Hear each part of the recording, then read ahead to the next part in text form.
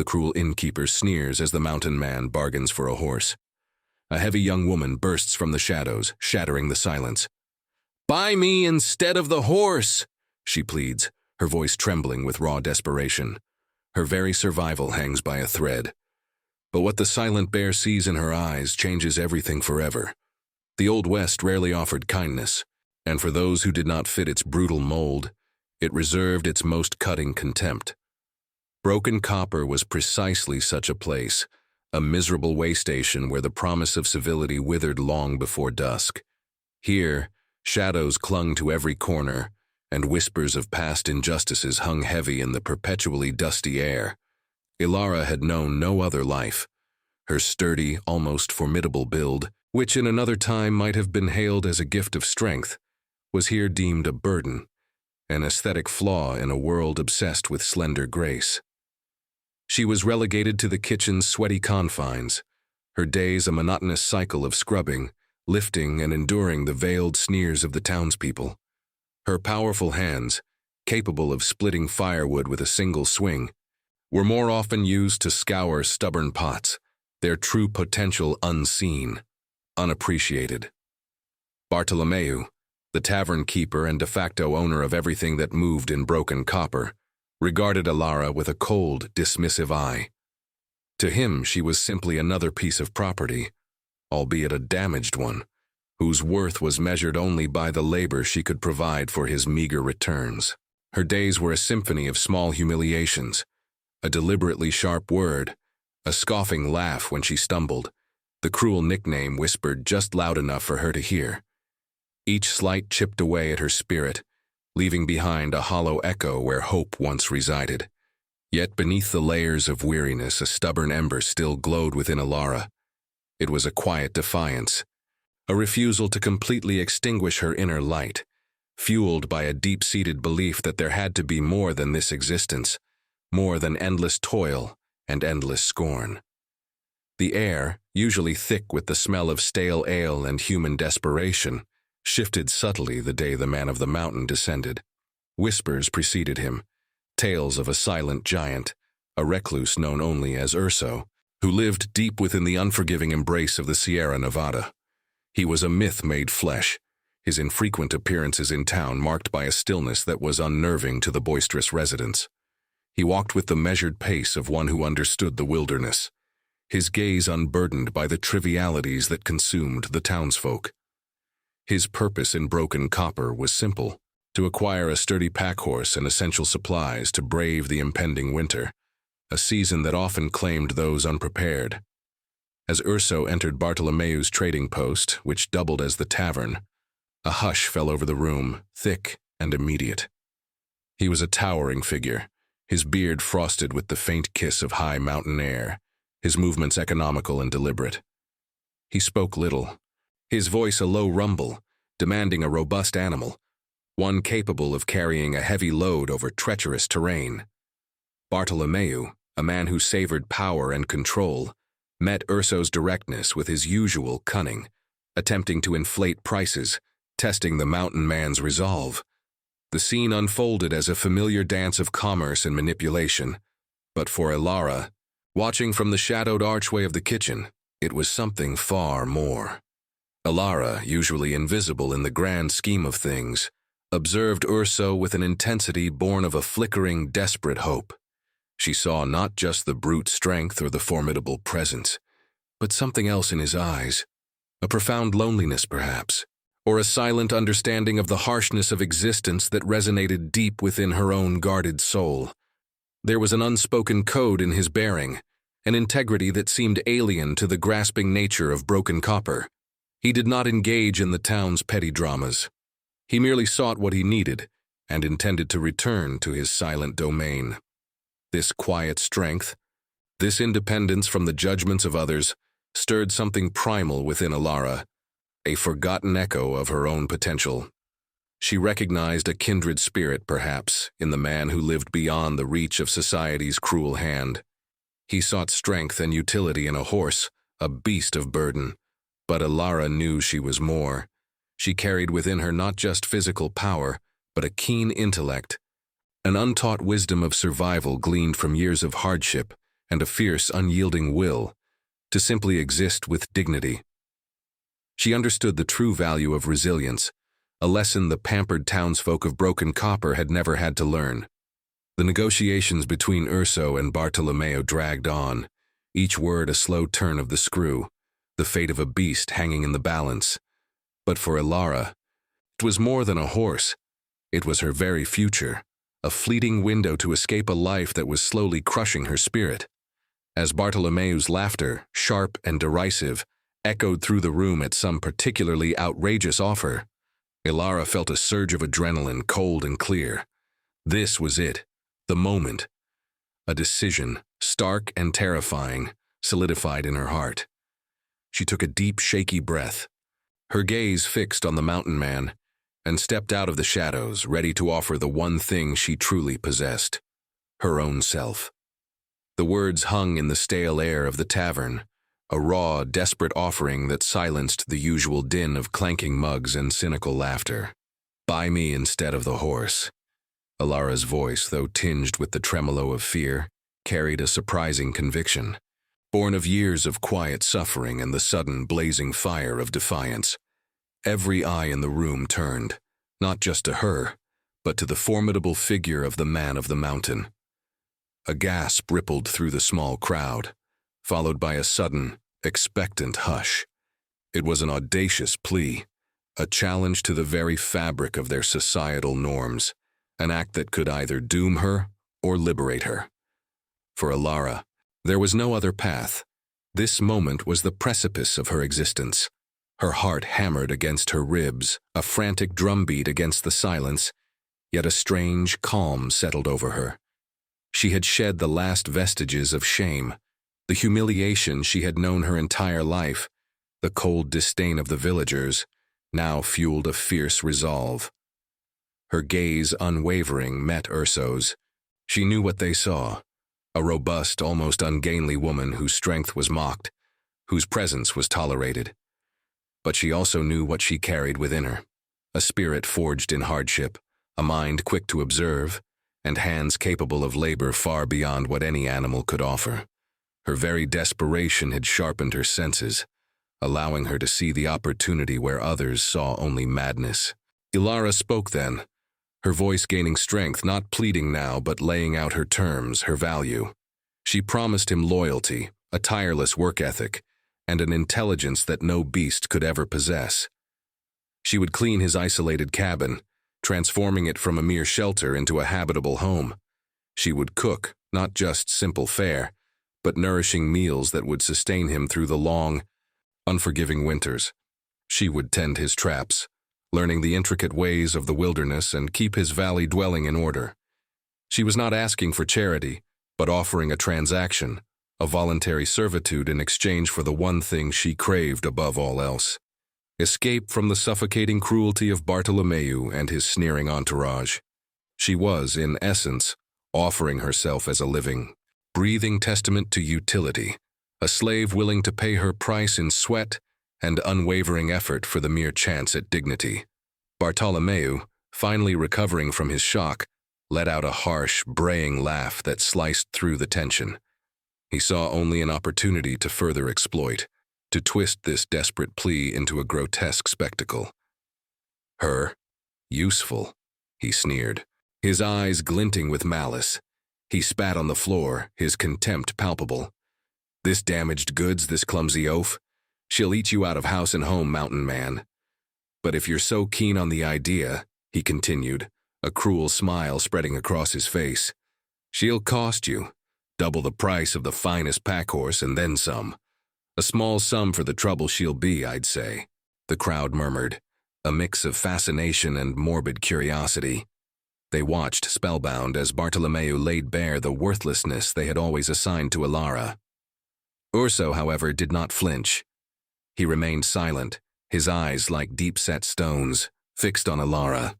He saw the tremble in her hands, the faint sheen of tears in her eyes, but more profoundly, he saw the unyielding fire that burned beneath her despair.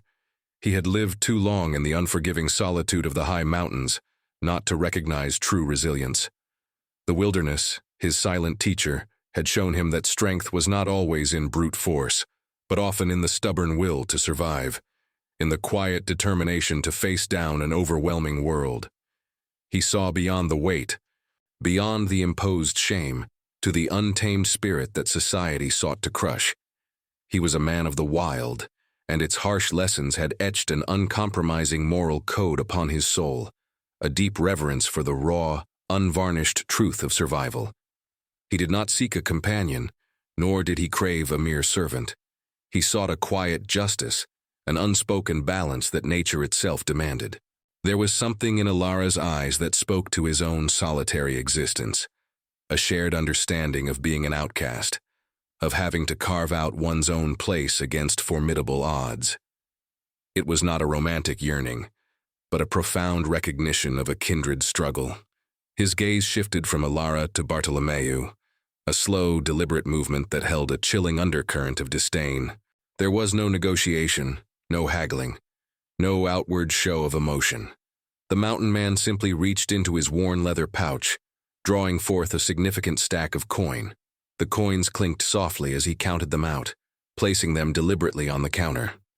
It was precisely double the exorbitant price Bartolomeu had demanded, a sum that silenced the innkeeper's smirk and sent a ripple of astonishment through the room. Urso said nothing, his actions speaking volumes. He had not just accepted the bargain. He had, in that single, silent act, humiliated Bartolomeu with his casual indifference to money, asserting his own silent power, and, in doing so, had subtly validated Alara's worth. A stunned silence enveloped the tavern. Bartolomeu, his face flushed with a mixture of greed and impotent rage, could only stammer as Urso turned to Alara. In that moment, the mountain man's eyes held a strange, unreadable quality, a flicker of something akin to respect, a silent challenge, perhaps even a nascent understanding. He simply gestured towards the door, a silent command that was both terrifying and utterly liberating. Alara, her legs trembling but her spirit soaring, followed, not daring to look back at the gaping faces of the townspeople, at the life she was leaving behind. The sun, already dipping below the western peaks, cast long purple shadows across the dusty street as they stepped out of the tavern and into the crisp, unforgiving air. The distant mountains, dark and imposing, seemed to call to them, a vast, untamed expanse where new rules, new values would be forged.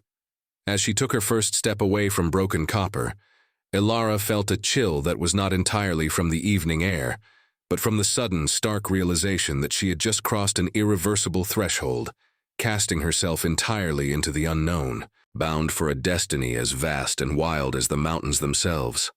The journey into the Sierra Nevada was a silent, grueling pilgrimage, a stark testament to the unforgiving beauty of the wild. Each step was a pact with the earth, a test of endurance Alara had never known, yet found herself surprisingly prepared for. Urso led the way, his stride long and steady, his form a dark silhouette against the deepening twilight. The air grew thinner, sharper, carrying the scent of pine and damp earth, a welcome contrast to the stagnant air of broken copper. For Alara, accustomed to the stifling confines of a kitchen, the vastness of the mountains was both terrifying and exhilarating. Her lungs burned with the effort of the ascent, her muscles ached. But with each rising peak, a strange sense of liberation began to take root within her. This was her trial by fire, a chance to prove the worth she had so vehemently claimed. She carried her share of the supplies, a heavy pack that would have daunted many men, but she bore it with a quiet determination. The ridiculing whispers of the town, the sneers at her robust frame now seemed distant, replaced by the immediate visceral feedback of her own body, proving its strength, its capability. She stumbled, she strained, but she did not falter. Urso, though silent, observed her with an almost imperceptible nod of approval, a silent acknowledgement of her resilience. The path grew steeper, winding through ancient forests where towering pines clawed at the sky, their branches heavy with the promise of winter snow. The silence was profound, broken only by the crunch of their boots on fallen leaves and the distant cry of a hawk. As dusk deepened into night, a profound chill settled over the mountains, the first biting breath of the coming winter. Elara felt the cold seep into her bones, but her spirit remained unbowed. The arduous climb was not just a physical challenge. It was a purification, a shedding of the old, despised self. With every aching muscle, every gasping breath, she felt a different kind of strength emerging, one that was her own, not dictated by the petty judgments of others.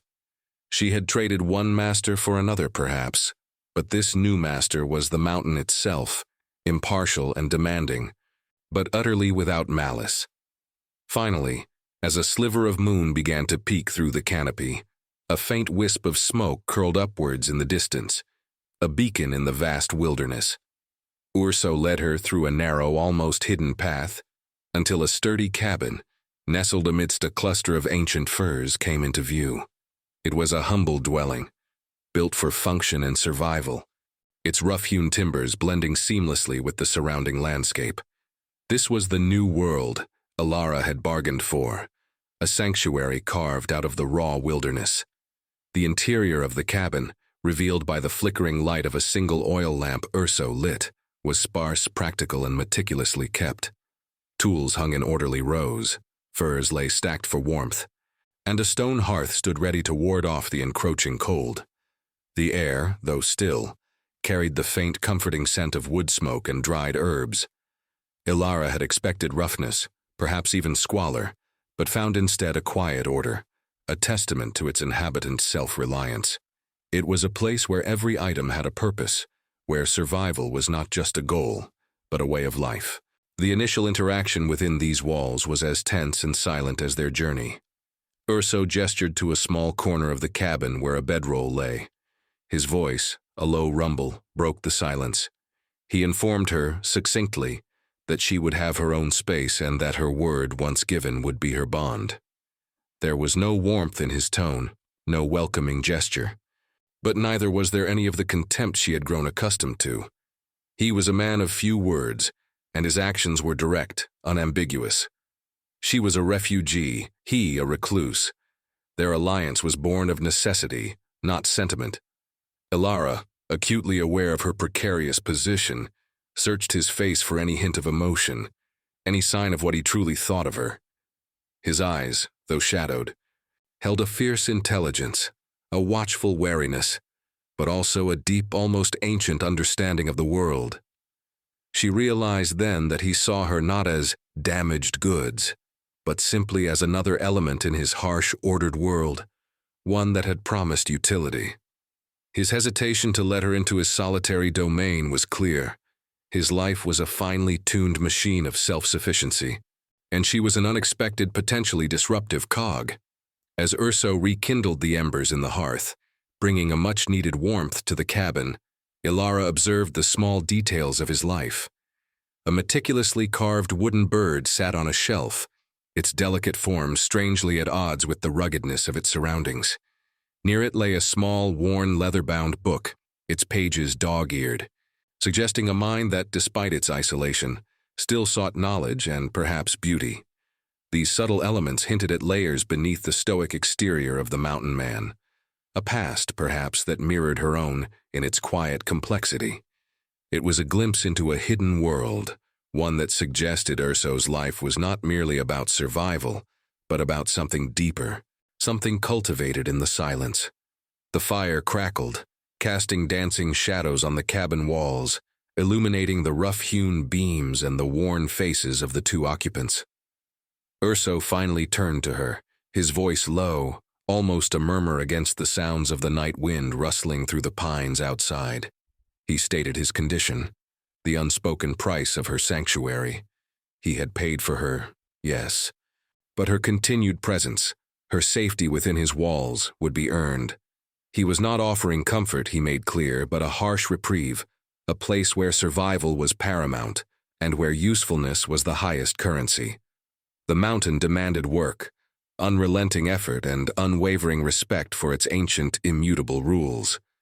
In return, it offered a refuge, a sanctuary from the cruelties of the outer world, but only to those strong enough to meet its demands.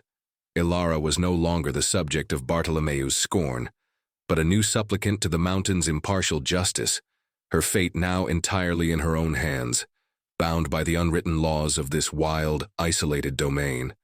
The days that followed were a relentless baptism into the mountain way of life. Ilara found herself thrust into a world of physical labor, far more demanding than anything Bartolomeu had ever exacted, yet utterly devoid of the malice that had accompanied her previous servitude.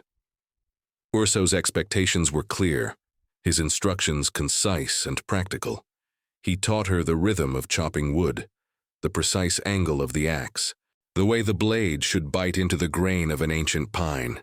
He showed her how to set snares, where to find the tracks of deer and rabbit in the fresh snow, and how to read the subtle signs of a coming storm in the shifting patterns of the clouds. Ilara, with her inherent strength and a surprising aptitude for observation, absorbed every lesson. Her powerful hands, once derided, proved invaluable. She hewed firewood with a steady, tireless rhythm, filling the woodpile with stacks that rivaled Urso's own.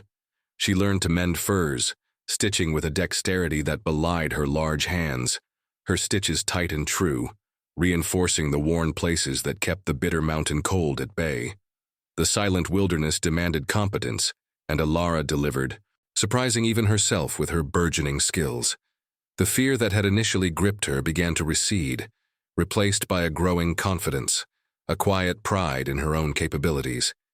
Each small victory was a brick in the foundation of her new identity. She learned to identify edible roots and berries, a knowledge that proved particularly useful when foraging. Her careful tending of the cabin quickly brought a new order to Urso's Spartan existence.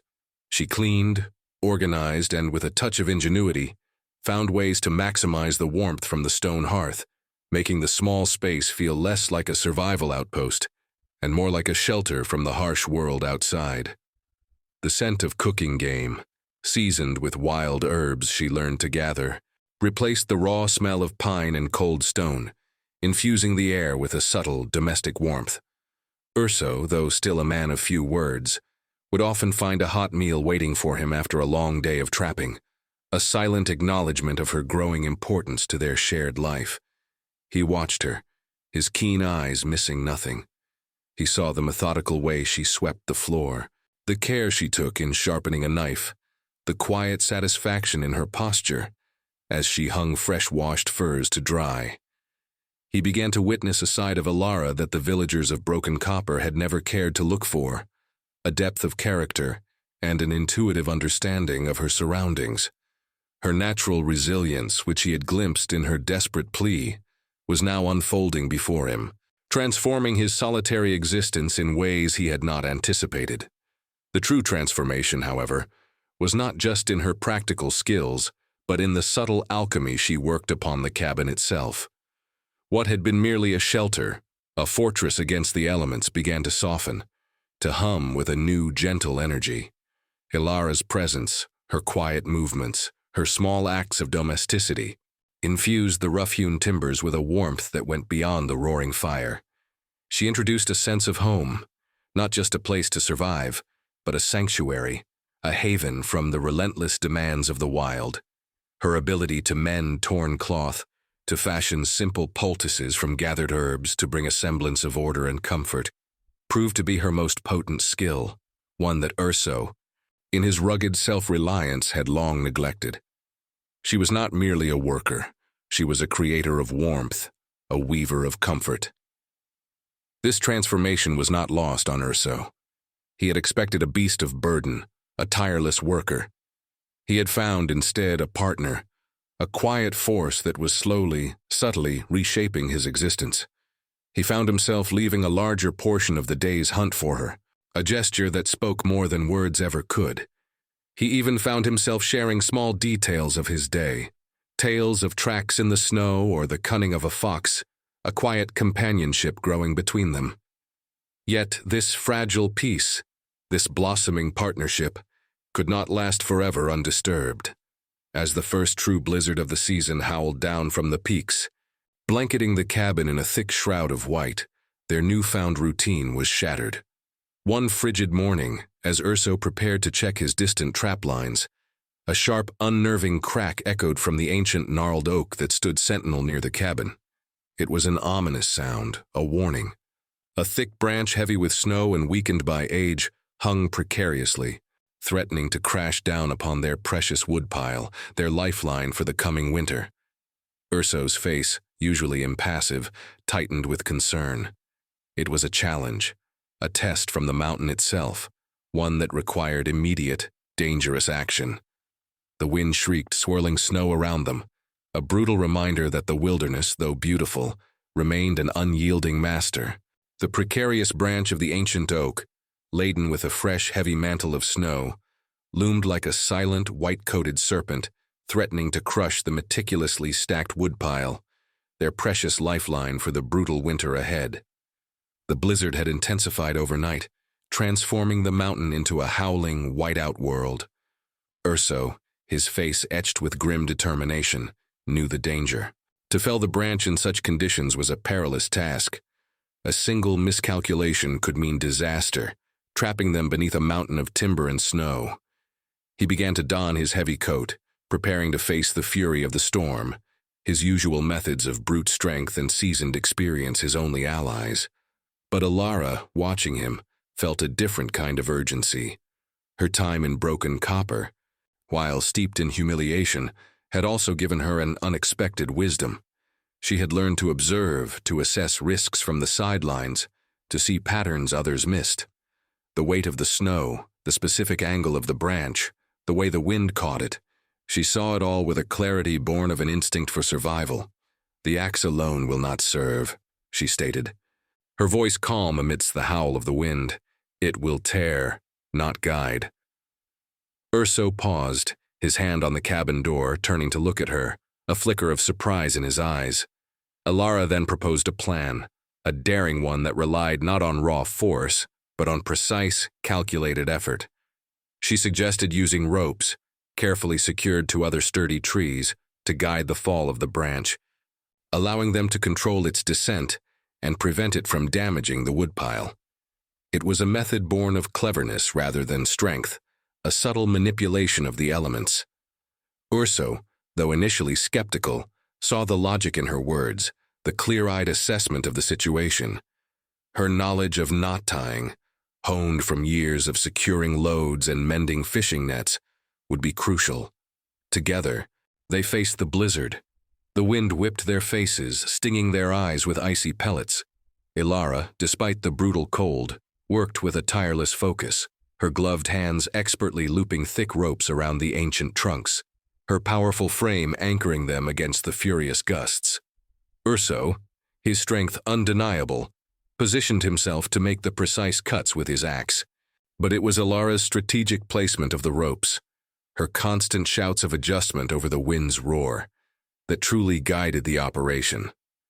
The air thrummed with tension, every muscle strained, every breath a frozen cloud. They moved with a synchronized urgency, a silent understanding passing between them, two solitary figures battling the immense power of nature. Finally, with a tremendous crack that echoed like a rifle shot through the storm, the branch began its descent. Guided by Alara's ropes, it fell with a controlled crash, landing precisely where she had predicted, a safe distance from the precious woodpile. A wave of exhaustion washed over them, but it was quickly replaced by a profound sense of triumph. They had not merely survived the storm, they had bent its will, for a moment, to their own. Back inside the warmth of the cabin, the tension broke. The roaring fire seemed to hum with their shared relief. Urso looked at Alara, his usual impassive expression softened by a flicker of admiration, and something deeper. He had seen her raw strength on the climb, her practical skills in the cabin, but now he had witnessed her strategic mind, her ability to lead and innovate in a crisis. He offered her a steaming mug of spiced tea, a rare gesture of comfort. It was then, in the quiet aftermath of their shared victory, that the unspoken burdens of their past began to surface, not in words, but in the shared vulnerability that now bound them. Urso, in a voice softer than she had ever heard, spoke of his own profound solitude, of the ghost of a family lost to a brutal winter long ago, a tragedy that had driven him deep into the mountains, a self-imposed exile from a world that had betrayed him. He spoke of the quiet ache that settled in his bones each night, the gnawing emptiness that even the vastness of the wilderness could not fill. His truth, laid bare, was a story of loss and an overwhelming, silent grief. Ilara, listening, felt a deep resonance within her own heart. She too had known abandonment, albeit of a different kind. She spoke of her childhood, of a mother who had died young, leaving her to the indifference of relatives who saw her only as a burden, then to the casual cruelty of Bartolomeu. She spoke of the hollow ache of being unwanted, of the constant struggle to prove her worth to a world that had already judged her. Her large frame, her robust health, had always been a target, a symbol of her difference, and a reason for her rejection. Her truth was a tale of societal abandonment, of a longing for belonging that had been denied her at every turn. In that quiet exchange, their pasts, so different in detail yet so similar in their core of profound loneliness and hurt, intertwined. They were two outcasts, two pariahs, each carrying a heavy load of sorrow, each seeking a quiet redemption. The shocking truth was not a revelation of an external enemy or a hidden treasure, but the uncovering of their deepest vulnerabilities, the recognition of shared emotional scars. Their partnership, forged in the crucible of survival, was now sealed by the fragile, powerful bond of mutual understanding and shared trauma. They had found each other, two lost souls in the vast, indifferent wilderness, creating a nascent, unexpected family where only solitude had once reigned. The cabin, once just a shelter, now held the unspoken promise of a home for their wounded hearts. The mountain, which had taken so much, now seemed to offer a quiet, profound solace. The confession of their pasts, exchanged in the flickering warmth of the hearth, wove a new, invisible thread between Urso and Ilara. The cabin, once a place of stark functionality, began to resonate with a deeper, more intimate hum. The biting winds of winter continued to howl outside, but within those sturdy walls a profound calm settled, nurturing the fragile seeds of their unexpected bond. They moved through their days with a new rhythm, a quiet understanding that transcended words. Scenes of quiet partnership unfolded like chapters in a silent book. Urso would return from his trap lines, his beard dusted with snow, to find Ilara mending his worn gloves by the fire, a steaming bowl of venison stew ready on the small table. She, in turn, would listen intently as he described the subtle changes in the mountain's temperament, the tracks of a snowshoe hare, or the distant call of a great horned owl. They shared the mundane tasks of survival, preparing food, repairing tools, gathering scarce resources. But now, each act was imbued with a quiet significance, a testament to their growing reliance on one another. Their conversations, though still sparse, were imbued with a newfound depth, born of respect and a shared vulnerability. One evening, as the fire cast dancing shadows across the cabin, Ilara noticed a small, intricately carved wooden bear cub among Urso's few possessions, its form remarkably similar to the bird she had seen earlier. She picked it up, her fingers tracing its smooth, worn contours. Urso, seeing her interest, explained that it had been carved by his grandfather, a man of the mountains who had taught him the ways of the wild. He spoke of his lineage, a long line of reclusive trappers who had lived in these very valleys for generations, each carving a small wooden animal to pass down, a symbol of their connection to the land and to each other. The pieces were few now, remnants of a family scattered by time and tragedy, but they held the weight of generations. As Urso spoke, Ilara felt a jolt of recognition. She remembered a small, tarnished silver locket her own mother had worn, depicting a stylized mountain range, not unlike the peaks that now surrounded them. Her mother, she recalled, had often spoken of a distant, elusive branch of their family, rumored to have settled in the wild, untamed territories, far from the suffocating expectations of established towns. Her mother had always cherished the locket, whispering tales of a lineage connected to the earth, a heritage of resilience and independence. A strange, almost mystical sense of predestination settled over Ilara. The mountain, she realized, was not just a place of refuge. It was an ancestral echo, a call that had been waiting for her. Their destinies, it seemed, had been woven together long before their desperate meeting in Broken Copper, their paths destined to converge in this isolated valley. The objects, a simple wooden cub and a silver locket, were not just mementos. They were silent witnesses to a lineage, a hidden connection that now bound them more deeply than either could have imagined. This revelation, subtle but profound, added a layer of ancient resonance to their burgeoning bond, as if the very mountains had orchestrated their meeting. Just as the fragile peace seemed to deepen into something resembling contentment, the harsh reality of their world asserted itself once more. The quiet understanding, the shared history, the nascent sense of belonging, all were suddenly threatened by an undeniable sign of danger. One brisk afternoon, while checking a remote line near the valley's entrance, Urso discovered a fresh set of boot tracks in the newly fallen snow. They were not the tracks of a seasoned woodsman, but heavy, clumsy imprints, too many for a lone wanderer, too purposeful for a random traveler. There were traces of tobacco chew near a frozen stream, a smell foreign to the clean mountain air. As the sun began to set, casting long purple shadows, Urso felt a chilling certainty deep within his bones. This was no lost hunter or prospector.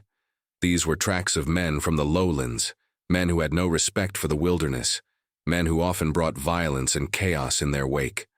A cold dread seeped into the tranquility of their valley. The mountain's embrace, once a sanctuary, now felt like a cage, its isolation suddenly a fragile barrier. The fragile peace they had cultivated was about to be shattered, and the fragile bond they had forged would soon face its ultimate test against an approaching storm of human malice. The discovery of the boot tracks was a cold blade cutting through the fragile peace of the valley. Urso returned to the cabin, his face grim, his silence heavier than usual. Ilara, attuned to his moods, sensed the shift instantly. He spoke then, his voice low, recounting the signs. The clumsy prints, the discarded tobacco, the unmistakable aura of men from the lowlands. It was clear. The outside world, the very world Ilara had desperately fled, had found their hidden sanctuary. The threat was not just to their remote home, but to Ilara herself. The mountain man knew, with a chilling certainty, that Bartolomeu, or someone like him driven by petty revenge or avarice, had tracked her. Days turned into a tense vigil. The easy rhythm of their lives was replaced by a constant state of readiness. Urso fortified the cabin, reinforcing doors and windows, and sharpening his knives.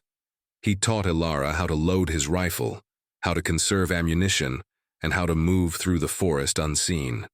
She was no longer just a partner in survival. She was a fierce defender of the home they had built, of the dignity she had reclaimed. The fear she had felt in Broken Copper, the victimhood that had defined her, had transformed into a steely resolve, a protective instinct born of her newfound belonging. She would not be taken back. She would not allow their peace to be shattered. One biting afternoon, the silence of the valley was broken by the distant baying of hounds, a chilling sound that carried too clearly on the crisp air.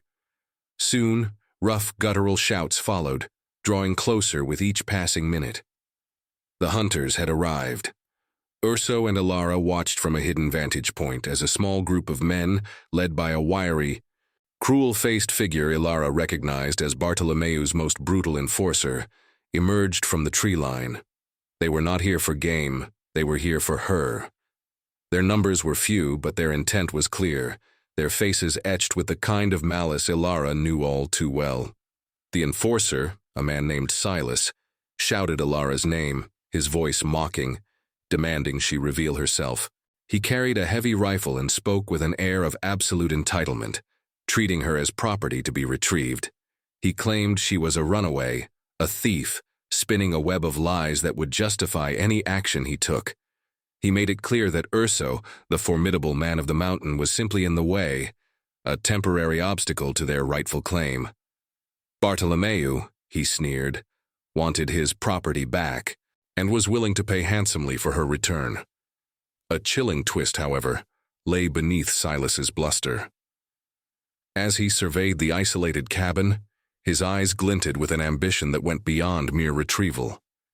He spoke of Urso's legendary knowledge of the mountain, of rumored veins of silver and hidden trapping grounds. Bartolomeu wanted Alara, yes, but Silas, in his greedy cunning, saw an opportunity to exploit the mountain man's solitude, to discover the secrets of his wealth. He was not just a hired hand. He was a viper, seeking to claim not just Alara, but everything Urso had built. This was a deeper betrayal, a multifaceted threat that sought to destroy not just Alara's freedom, but Urso's entire way of life. The confrontation escalated. Silas and his men advanced, their rifles raised, their movements crude and aggressive.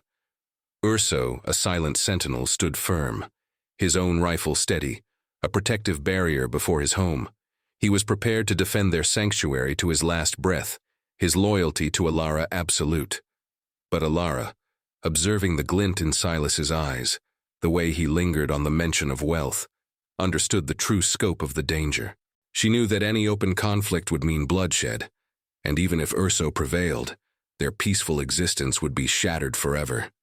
Their quiet home, built on shared trust, would be stained by violence. In a split second, a terrifying decision solidified in her mind. For Alara, the choice was clear. She would not allow the man who had given her a new life to lose everything for her. She would not let this nascent family, this fragile hope, be destroyed. As Silas advanced, shouting threats, Alara stepped forward, away from the protective shadow of Urso. Her voice, though trembling, was clear and resolute.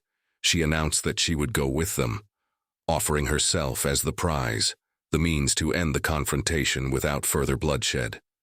She would trade her freedom, once again to preserve the peace, the life, and the home of the man who had bought her not with money, but with dignity.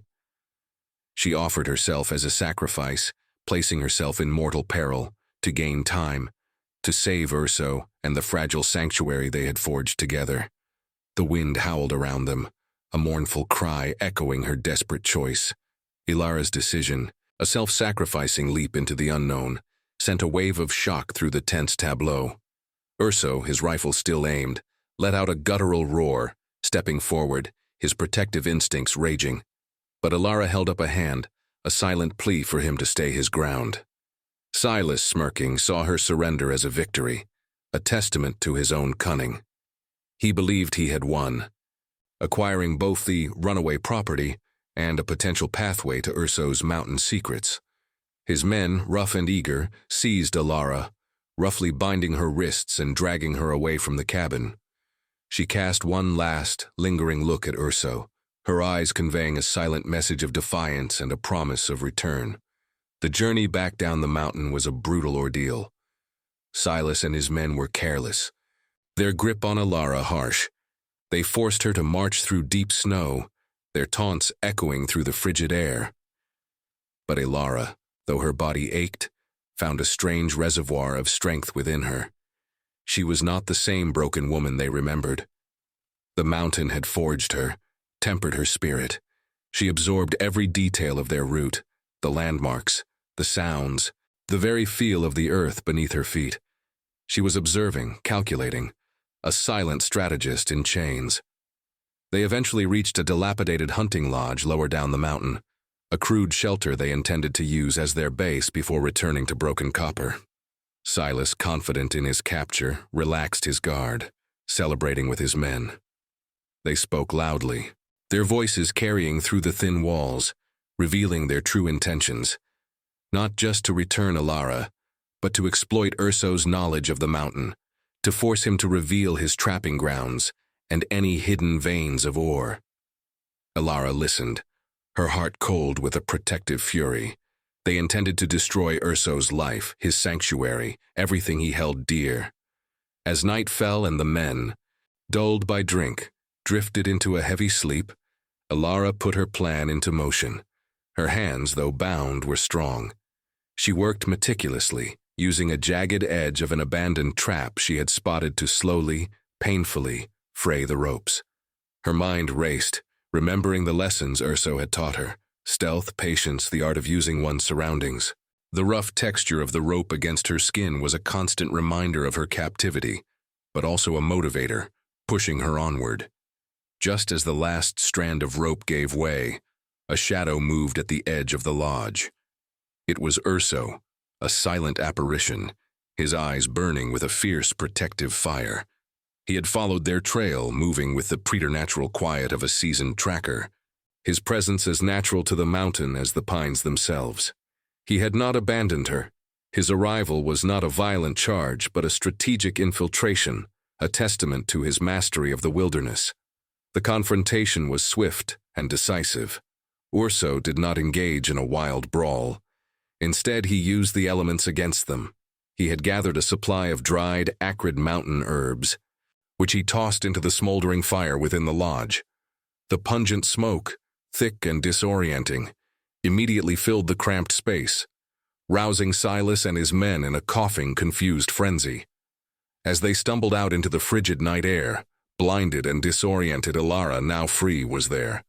She did not strike with brute force. Instead, she used her knowledge of the terrain, her quick wit. She knew where the ground was uneven, where hidden roots snagged. As the men floundered in the smoke and darkness, she expertly kicked at their ankles, tripped them, and used the very disorientation of the night to turn their numerical advantage into a chaotic disadvantage.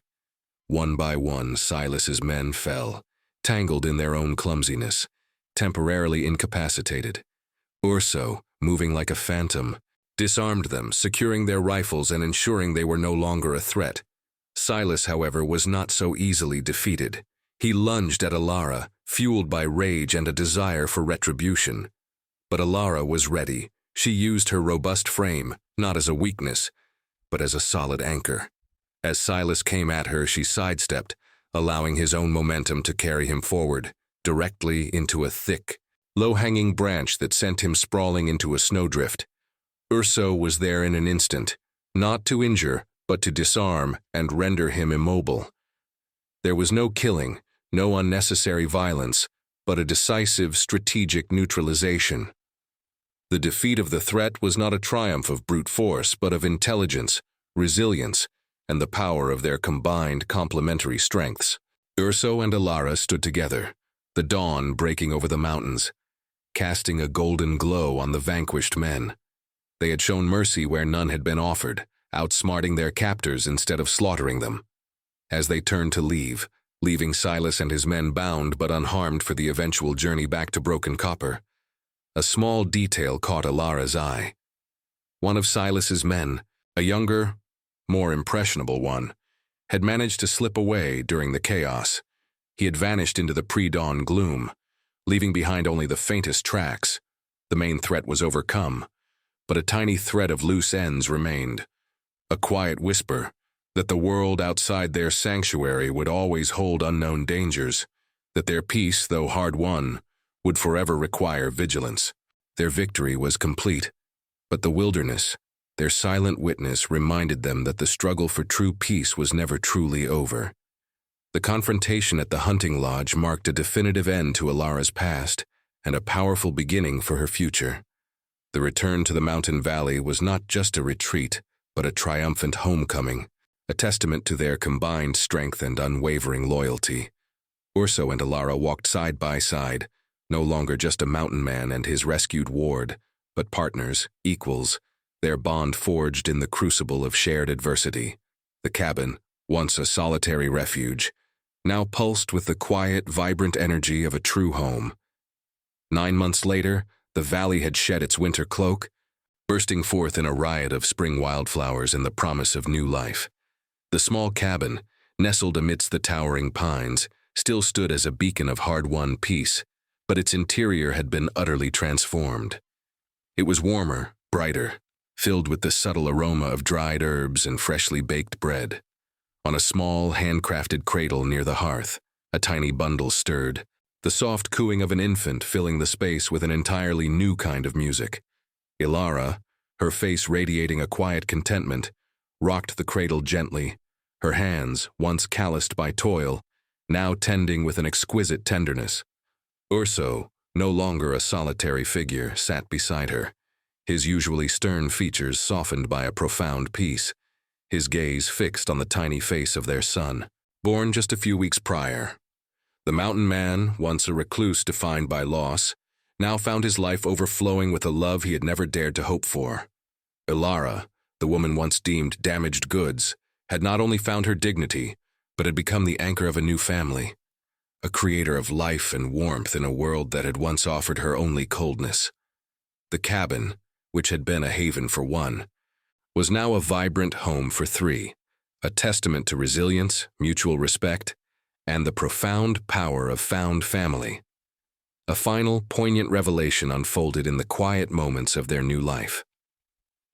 Among Urso's ancestral carvings, the small wooden bear cub now sat beside a new, intricately carved wooden figure, a stout, resilient woman, reminiscent of Ilara, holding a tiny infant.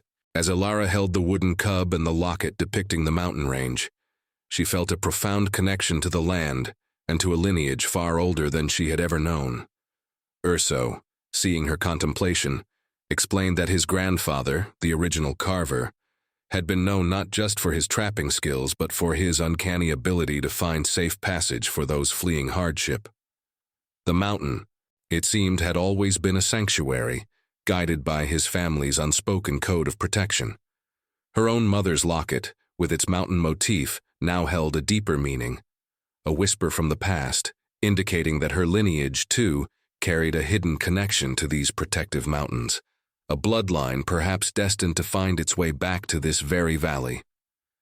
Her act of desperate self-sacrifice in broken copper, the very moment that had branded her an outcast, was not merely an escape, but a fated return, fulfilling an ancient, unspoken legacy of finding refuge and forging new life in the heart of the wild.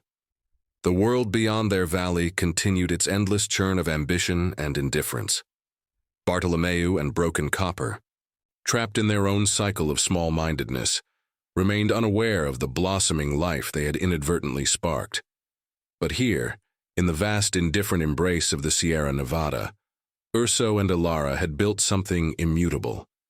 They were not merely surviving, they were thriving, a testament to the enduring truth that true strength is not found in the absence of struggle, but in the unwavering courage to face it.